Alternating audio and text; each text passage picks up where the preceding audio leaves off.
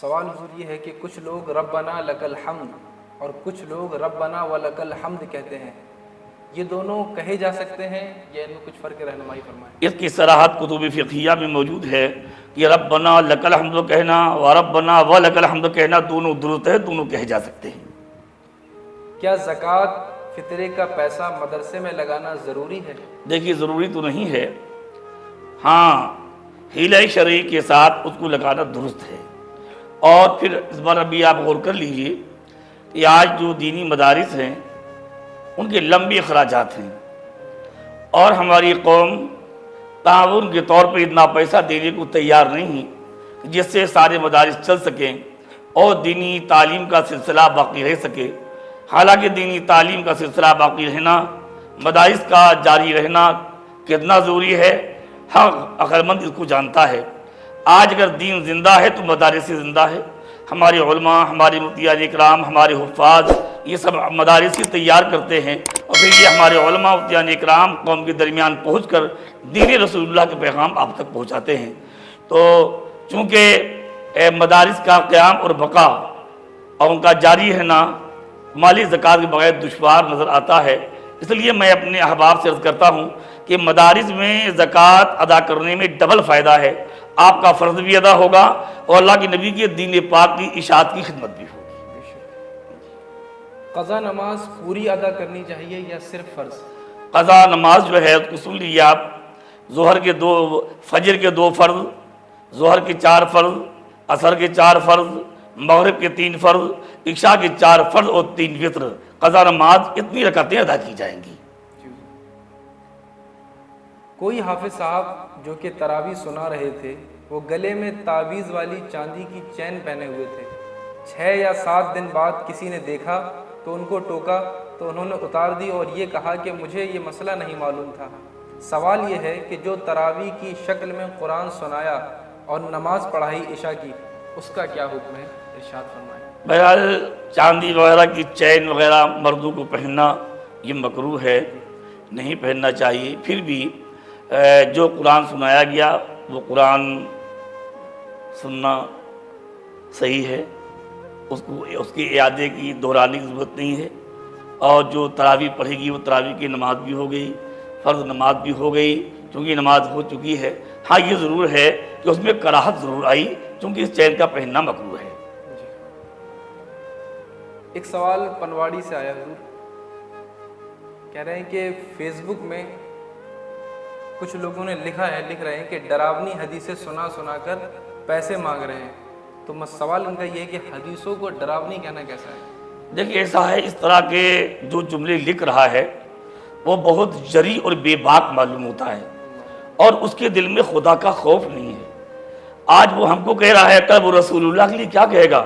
یہ حدیثیں تو رسول اللہ ہی نے لکھ فرمائی ہیں نا کہ جو زکوٰۃ نہیں دے گا کل قیامت کے دن وہ مال اس کے گلے میں سانپ بچھو بنا کر ڈالا جائے گا، وہ مال سے اس کو دھاگا جائے گا۔ اور ایک حدیث میں فرمایا گیا کہ جس نے زکوٰۃ ادا نہ کی گویا اس کی نماز بھی نہیں، نماز بھی قبول نہیں ہوتی، نماز کامل نہیں ہوتی۔ متعدد وعیدیں اور زکوٰۃ چھوڑنے پر عذاب اللہ کے نبی نے بیان فرمایا ہے۔ وہ یہ مولانا مولوی حدیث گالتے نہیں ہیں، جو نبی نے بیان کیا اس کو بیان کرتے ہیں۔ تو یہ حدیثیں ڈراؤنی جو ہیں یہ ہماری نہیں ہیں، جو نبی نے کہا وہ ہم نے بیان کیا ہے، وہ ہم نے بیان کیا ہے۔ یا جو یہ بول رہا ہے اس کو توبہ کرنا چاہیے اور خدا سے ڈرنا چاہیے۔ مسجد میں بنا روزے کے روزدار کے ساتھ افطار کر سکتے ہیں یا نہیں؟ بعد میری گزارش ہے کہ اولاً تو روزہ رکھنا فرض ہے، روزہ چھوڑنا حرام ہے۔ پھر بھی جو لوگ روزہ نہ رکھتے ہوں ان کو توبہ کرنا چاہیے، لیکن اگر بے روزہ ہیں تو ان کو افطاری کھانے کی نیت سے نہیں جانا چاہیے، اس لیے کہ لوگ گھروں سے افطاری تیار کر کے بڑے ذوق و شوق کے ساتھ اس نیت سے بھیجتے ہیں کہ روزے دار افطار کریں گے، کھائیں گے اور اللہ مجھے اس افطار کرانے کا ثواب عطا فرمائے گا، اس نیت سے لوگ بھیجتے ہیں۔ تو جو لوگ بے روزہ ہوں ان کو افطاری کھانے کی نیت سے مسجد نہیں جانا چاہیے، یہ روش ان کی صحیح نہیں ہے۔ اولاً تو ان کو روزہ ہی نہیں چھوڑنا چاہیے۔ یہ سوال مولانا عبدالوکی صاحب کی طرف سے ہے، کوئی بچہ 2 برس سے زیادہ کا ہے مگر وہ اب بھی ماں کا ہی دودھ پیتا ہے، اور کوئی غذا نہیں کھاتا تو کیا 2 سال کی عمر کے بعد بھی بچے کو دودھ پلایا جا سکتا ہے؟ قرآن کریم نے حولین کاملین فرمایا ہے کہ بچے کو مکمل 2 سال تک دودھ پلانے کی اجازت ہے، اور 2 سال کے بعد بچے کو دودھ پلانا یہ ناجائز ہے۔ اگر 2 سال کا بچہ ہو چکا ہے تو اس کو کچھ کھلانے پلانے کی عادت ڈالی جائے، اور دودھ پینے کے علاوہ کچھ نہیں پیتا ہے تو اس کو خارجی دودھ پلایا جائے، لیکن ماں کو 2 سال کے بعد دودھ پلانے کی اجازت نہیں۔ غیر مسلم کا پیسہ یا ان کا کوئی سامان مسجد میں لگانا کیسا ہے؟ اتنا جواب کافی ہے کہ مساجد یہ اللہ کا مقدس گھر ہیں، اس میں پیسہ اور سامان صرف اہل ایمان ہی کا لگنا چاہیے۔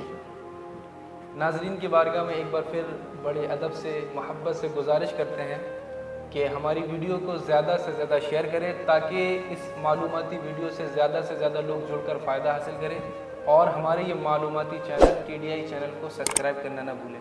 اپنے دوستوں کو سبسکرائب بھی کروائیں۔ جی، اپنے احباب دوستوں کو بھی چینل کو سبسکرائب کرائیں۔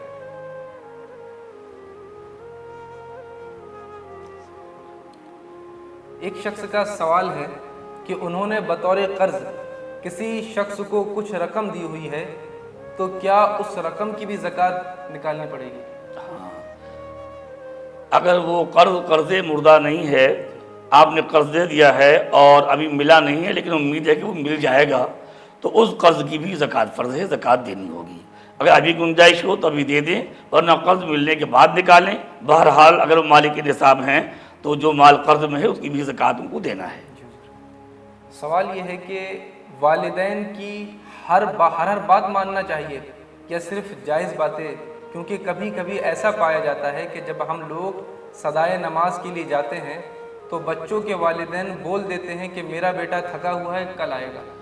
اللہ کے نبی کی حدیث پاک ہے، لا طاعۃ لأحد فی معصیۃ اللہ، اللہ کی نافرمانی میں کسی کی اتباع نہیں۔ بے شک ہر جائز کام میں ماں باپ کی بات مانی جائے گی، پیر کی بات مانی جائے گی، استاد کی بات مانی جائے گی، لیکن ناجائز کام میں کسی کی نہیں مانی جائے گی۔ اگر ماں باپ یا پیر یا استاد یہ کہے کہ شریعت کے خلاف کام کرو، اللہ کی بات مت مانو، نبی کی بات مت مانو، معاذ اللہ سبحان معاذ اللہ، تو اللہ کی معصیتوں نافرمانی میں کسی کی اتباع نہیں۔ ہر جائز بات مانی جائے گی، اور ناجائز بات جس کو شریعت ناجائز کہتی ہو وہ کسی کی نہیں مانی جائے گی۔ مانگتے ہیں کھڑے تیرے در پر یا خواجہ معین